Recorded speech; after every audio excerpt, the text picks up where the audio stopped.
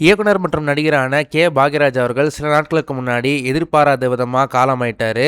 இந்த விஷயம் ஒட்டுமொத்த தமிழ் சினிமாவையும் ஒட்டுமொத்த தமிழ் மக்களையும் மிகப்பெரிய ஒரு அதிர்ச்சிக்குள்ளாக்குச்சு.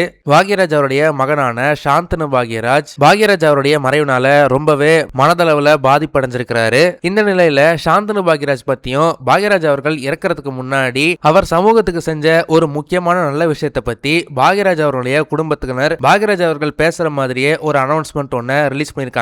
அந்த அனௌன்ஸ்மெண்ட்ல சந்தோஷத்துல பெரிய சந்தோஷம் மத்தவங்கள சந்தோஷப்படுத்தி பாக்குறது. நான் எழுதின இந்த வாக்கியத்தை என் வாழ்க்கையோட பெரிய சந்தோஷமா மாத்தின என் கோடான கோடி ரசிகர்களையும் தங்கமான தாய்மார்களையும் திரையுலக நண்பர்களையும் என் கண்ணுக்கு கண்ணாவே மதிக்கிறேன். அதனால என் கண்களை மட்டும் உங்க அன்பான பார்வைக்கு விட்டுட்டு வந்திருக்கேன். அதை பத்திரமா பாத்துக்குங்க. அப்படியே என் கண்மணி சாந்தனுவின் வெற்றிக்கு உங்கள் கைத்தட்டல் ஆசீர்வாதமா இருக்க விரும்புறேன். என் ஸ்தானத்துல இனி ரசிகர்களாகிய நீங்க இருந்து சாந்தனுவோட வெற்றிக்கு உறுதுணையா இருக்க வேண்டுகிறேன். நானும் என் விழி வழி உங்க அனைவரையும் நான் பார்த்துக்கிட்டு தான் இருக்கேன். கண் தானம் செஞ்சவங்க அவங்க உயிரோட இல்லாதப்பவும் அவங்க பார்வையா இருப்பாங்க.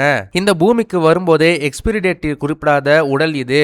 என்னைக்காவது ஒரு நாள் அது தீக்குள்ளேயோ இல்ல மண்ணுக்குள்ளேயோ அது கிரக பிரவேசம் செஞ்சிடும். என்னோட இறுதி யாத்திரையில நீங்க காமிச்ச அன்புல என்னுடைய ஆத்மா சாந்தி அடைஞ்சிருச்சு. உங்க எல்லாருக்கும் நன்றி சொல்றது மனித இயல்பு.